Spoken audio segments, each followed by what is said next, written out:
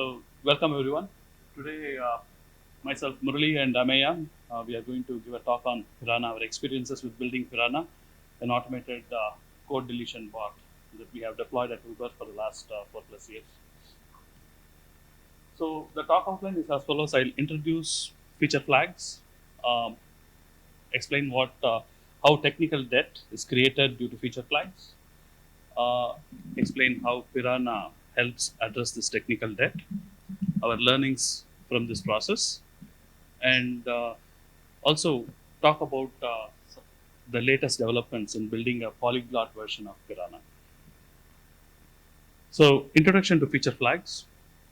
So, what are feature flags? So, here is a simple code snippet that contains a feature flag. There are three artifacts. Like one is the feature itself. It's guarded by some conditional, and there is a feature which corresponds to enabled behavior, and there is a flag API that modulates this feature, and the feature flag itself. In this case, the show custom image. So the feature flag value is obtained at app startup, and based on the value, the app behavior changes, and it helps in having a different behavior for the same version of the code. So there are many benefits of having feature flags. So let's say you have the same app being used by two different folks from the US and India, and you can render like two different images, like say you are advertising to them.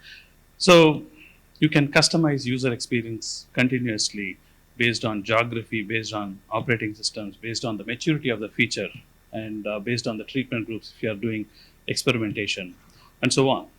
And it also, beyond these benefits, it also optimizes software development costs because you don't need to release multiple trunks. You have the same version of the code, and you can have different features, reuse the base features, and then modulate the custom features. So one benefit is customized user experience. Another benefit of feature flag is A/B testing that is quite widely used by most companies these days. And another benefit is gradual rollout of features because you don't want to release to production affecting 100% of the customers at the same time. So you control the rollout of the feature to various audiences. And then feature flags can also be used as kill switches.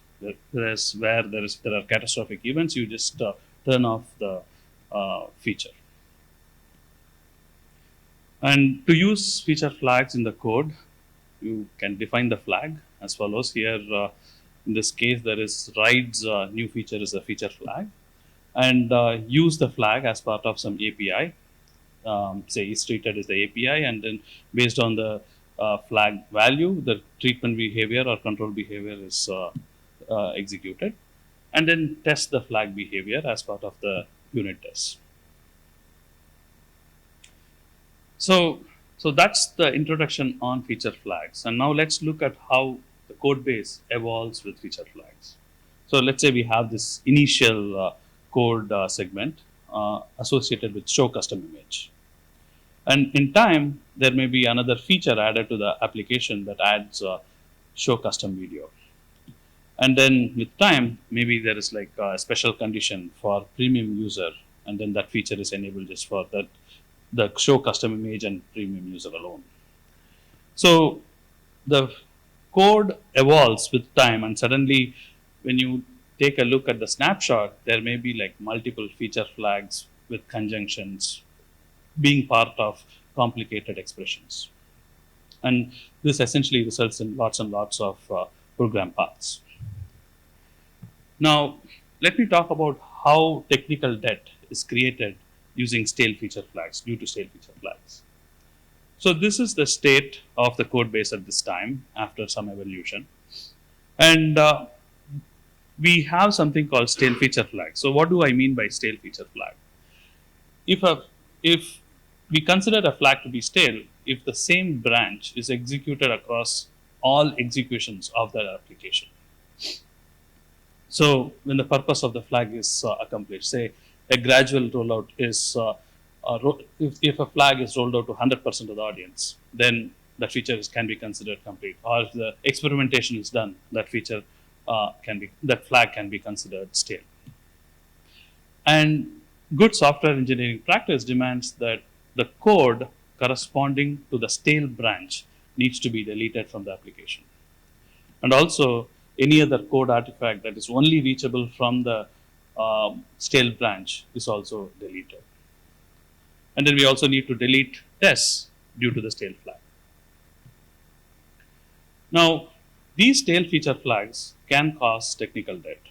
Let's say the two feature flags, show custom image and show custom video, are rolled out 100%, whether enabled or disabled, as shown respectively.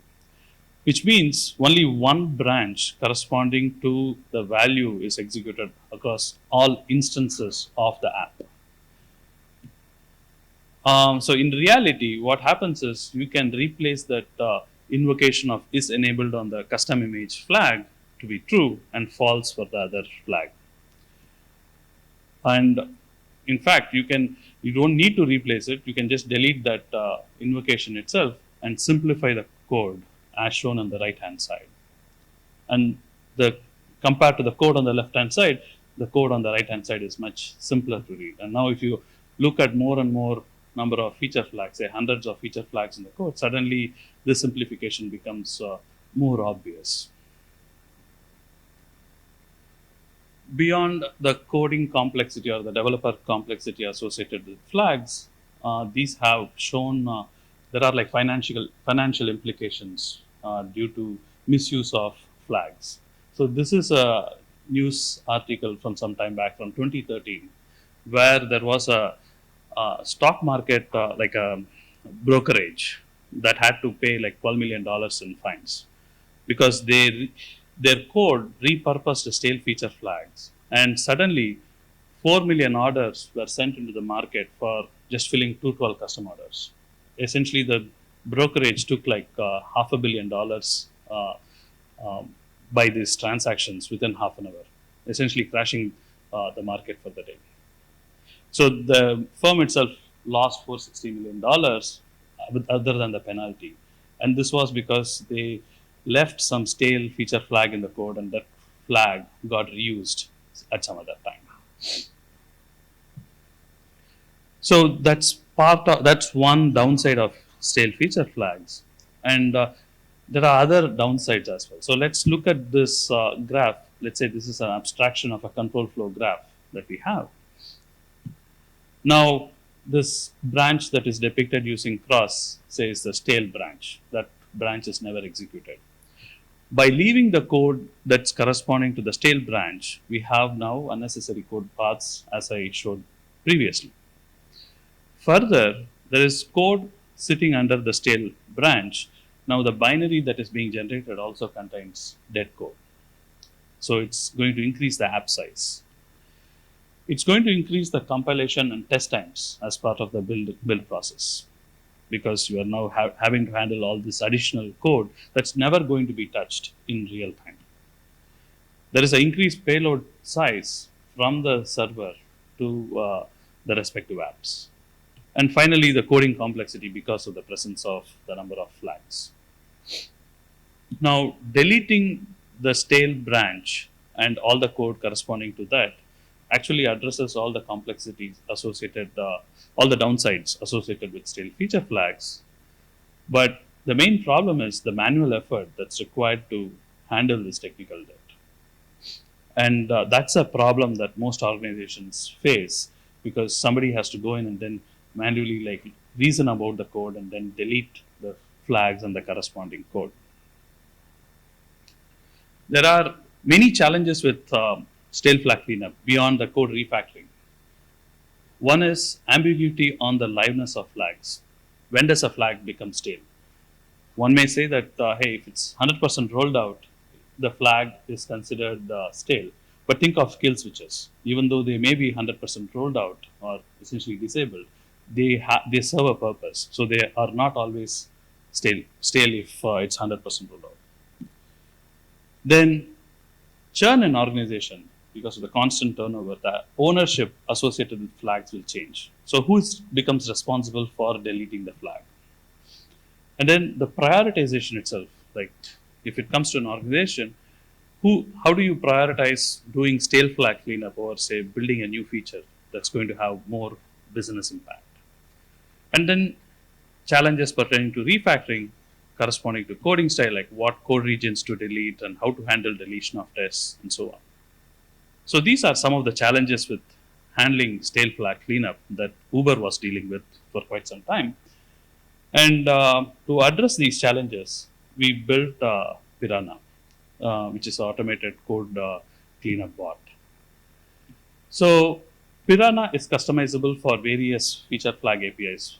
There are APIs within Uber, and externally you must have heard about companies like Launch Darkly, Unleash, Split. So it's customizable for various feature flag APIs. It takes as input any source code, and the flag is also input, and the expected behavior, what parts of the code needs to be maintained and the part that needs to be deleted is taken as input, whether the treatment branches needs to be kept or the control branch. And then it automatically generates a modified source code. And under the hood, it analyzes ASTs and rewrites the code based on the input flag and expected behavior. And then it tries to delete any additional code that becomes unreachable because of the earlier deletions. And to simplify the developer experience, what we did was we integrated Piranha as part of a continuous pipeline called Piranha pipelines. So we have a flag tracker that keeps on determining the set of stale flags in our system, and then periodically invokes Piranha, and Piranha takes that input, the flag, the stale flag, and the expected behavior, and the source code as input, and it generates cleanup diffs. At Uber, we use Fabricator, so it generates cleanup diffs and creates Jira tasks and links them together. So that, and then this is sent to the developer who supposedly owns the flag to review and process the diff. And the developer can review the diff and may land the changes as is, or if additional deletions need to happen, they would command here and make those changes and then land the changes. And if the flag is not at stale, they can mention this as part to our flag management system and snooze the cleanup until it is time to clean the flag. Here is a blurred diff snapshot that shows a cleanup that has happened, that landed as is into our code base. You can see the red parts of the screen, which corresponds to code that is deleted, and there are like multiple conditions and nested conditions that were handled as part of the cleanup, and all generated by Piranha. We have deployed Piranha since I think 2018, and it has processed close to 350,000 lines of mobile code, both Android and iOS, Java and Swift and Objective-C. And this corresponds to around 5,500 stale flags being deleted. And this graph shows the distribution of the number of diffs, or say the number of patches, and how many patches have, like, what is the distribution in terms of lines of code. And if you notice, many, like a majority of the diffs have 11 to 30 lines of code. So these are like small deletions, but spread across the entire code base. And this is followed by less than 10 lines of code deletion. And there are a non-trivial fraction of diffs that are also more than 500 lines of code. So there is a wide variation in the number of lines deleting these stale feature flags. To understand the impact of Piranha, we conducted an internal survey of mobile app developers at Uber. And we looked at these developers were working on multiple languages, multiple platforms, varied experience with Piranha devs. And our goal was to understand the pain points and then how we can refine the tooling to support them. So this is the distribution of the developers. The survey was conducted sometime mid last year.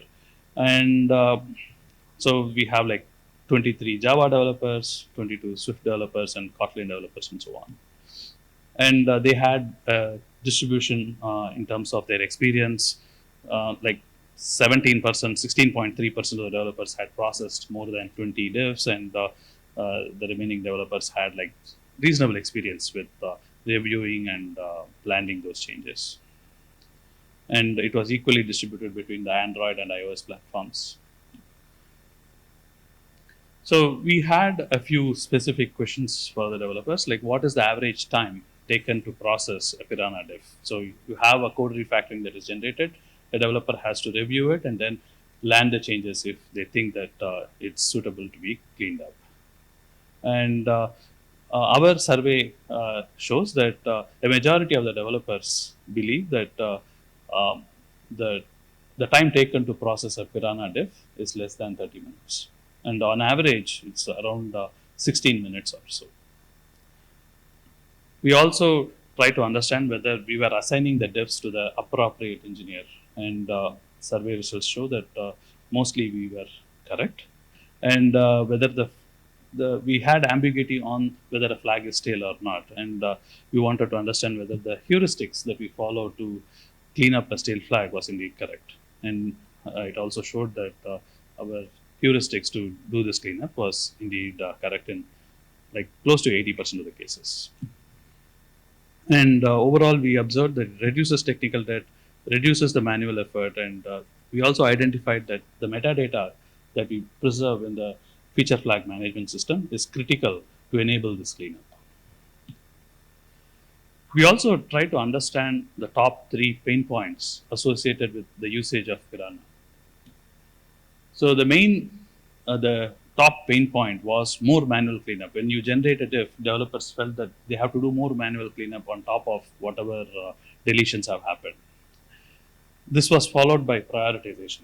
This is completely non-technical. It's like organizational priority of handling technical debt over, say, building a new feature. And there were interesting issues because we were generating lots of cleanup diffs, and there were normal diffs that are being authored by developers, and these were conflicting during merge time. So we had to, that was another pain point because these diffs would be generated, and then if they remain in the system for too long before being merged into the source code, they would become stale itself.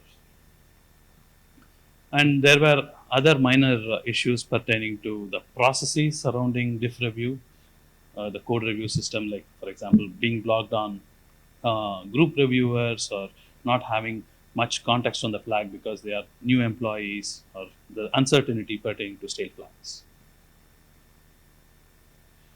We have tried to address many of those issues, and my colleague here will talk about some of the things that we are doing soon. And we also got like select user feedback. I'm not going to read it out. I'll just these are like quotes from the users, both positive and critical. So yeah, so this is like select user feedback that we obtained from some of the engineers. So our learnings from this entire process, there are like 2 or 3 major learnings. There are benefits to automating this kind of code refactoring, especially pertaining to code deletion. We have observed that deleting stale flags improves code quality. There have been outages because of stale flags, even at Uber, and this helps address that problem. And this reduces technical debt to the organization in a very cost-effective manner. We have observed based on the comments in the diffs itself that it has caught errors in rollouts. There will be certain flags that would have never been rolled out. The engineer would have thought that it's rolled out, and then when they see the cleanup diff, they say, okay, this flag has been there for 1 year. We have never rolled out on the feature flag management system, which means the customer experience would have not benefited from the feature flag, even though the feature was built. So such kind of issues also bubbled up as part of this automation process. Because this is automated, it helps avoid introducing errors during code cleanups. And another interesting aspect that we observed was based on how the tool was performing. developers were modulating their development style so that the tool will be more effective in cleaning up the code and reducing manual effort when it was time to actually delete this dead code. The second learning was on automation versus motivation. So when we first started the project, we thought we have to be 100% complete in the sense that we should be able to create these perfect cleanup devs. And in hindsight, we were wrong. In fact, lack of 100% automation is not really an obstacle. Like developers are very motivated to make these additional changes on top of whatever is being cleaned up. And the only downside being that it can slightly slow down the process because of that additional manual intervention. And another interesting thing is 100% automation does not also guarantee cleanup, because at the end of the day, we want a developer to review the changes and then land those changes. And if they do not actually process it because of, say, organizational prioritization, then despite the diff being ready to be landed, it may not achieve its objective. So the point is there are no replacements for a motivated engineer. And the third and final learning is on the process enablers. So there are various aspects of processes that help this entire process of code deletion. One is the automated refactoring, the tooling, the Piranha tool itself that was built.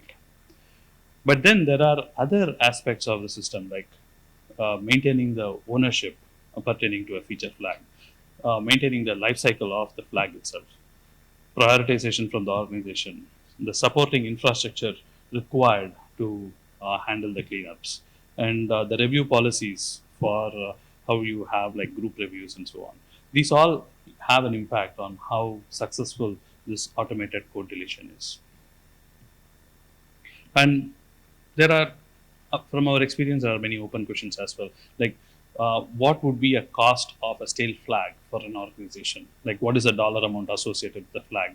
What is the additional developer complexity? How can we quantify that in the presence of a flag? Like, is a flag adding how many dollars to the organization? The challenges pertaining to deep cleaning a stale flag, right? And the performance impact, because if you have lots of conditions, lots of invocations of flags in the code, does it have an impact on how performant is an app? Like, does this have an impact on the compiler optimizations that can happen or that cannot happen because of unnecessary branches and the absence of basic blocks in those cases? And then how do we handle the problem of prioritization? So these are some of the open questions that I think are interesting to look at going forward. Now I'm going to let my colleague take over and talk about Polyglot Piranha, some recent developments in redesigning Piranha itself. Thank you. Hello everyone, I'm Ameya Ketkar and I'm a software engineer at Uber, and I'll be presenting Polyglot Piranha. So as Murali mentioned, Piranha was rolled out for Android developers, and soon our iOS developers also wanted Piranha, so did our web developers. So we ended up developing Piranha for Java, Piranha for JavaScript, a separate Piranha for Swift, and another Piranha for Objective-C. So we had like these separate implementations for the same core idea. And then we soon realized that on an open source repo, we also had developers asking us for support for languages like Golang, Python, Swift, .NET, Kotlin, and also for other APIs. So actually developing and maintaining such similar implementations is very expensive and tedious. And it's not just to develop, but also to maintain these implementations. So this is our motivation for Polyglot Piranha.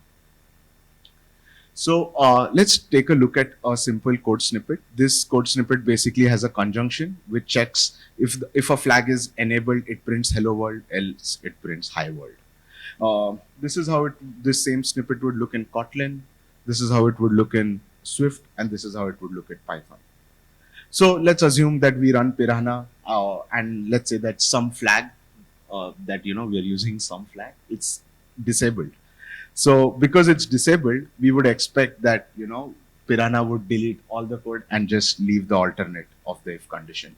We would expect the same thing for Swift, the same thing for Kotlin, and then the same thing for Python. So our observation here is that we are performing the same edit patterns and the same core algorithm, but there are syntactic nuances. So to overcome this, we propose Polyglot Piranha. At the core of Polyglot Piranha are language-specific cleanup rules. Basically, these rules identify stale code and refactor them. And there is a rewrite engine. So this rewrite engine chains these language-specific rewrite rules to do a deeper cleanup. And from the users, what we expect is rules that identify your, a specific feature flag. So whatever library you're using, based on that, you will have to handcraft those rules. And basically, what is the flag and is it enabled or disabled? And with this information, it basically refactors the code for you.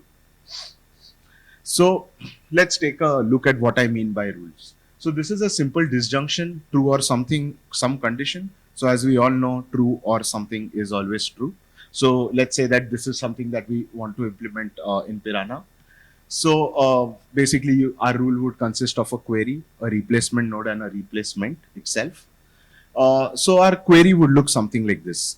For people who are familiar with the tree sitter, they might be familiar with this syntax, but for others, basically, this query captures a binary expression where the left operand is true and the right operand is any arbitrary expression. And what this rule does is basically it replaces this entire binary expression, which is tagged by binexp, and replaces it with true. So this is how it would match this query against the code and then replace it with true. Similarly, let's say that you have this feature flag API which has this method called flag enabled, and you want to replace this with true. So basically, you would write again a rule which has a query which looks like this. So this query basically is capturing the method invocation whose name is flag enabled and whose argument is some flag, and it replaces this method invocation with the literal value true. So under the hood, what Piranha does, or the polyglot Piranha now does, is that it applies these rules in a chain. So for example, here is a simple Kotlin function, which, you have valx equal to some feature flag if it is enabled. And if it is enabled and there is an or condition, it returns 1000, else it returns 0. So first, I showed you the rule which converts flag enabled to true. We apply that rule and we have valx equal to true. Then it inlines that variable x. So you can see that the variable declaration is deleted and the identifier x is replaced with the literal value true.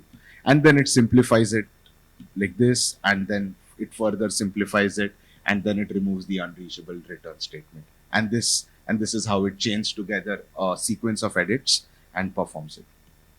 So to perform these sequences of edits at the core, basically Piranha has a graph of rules, and where the nodes are rules and the edges are basically edges express where should you apply the next rule based on where you have applied the previous rule.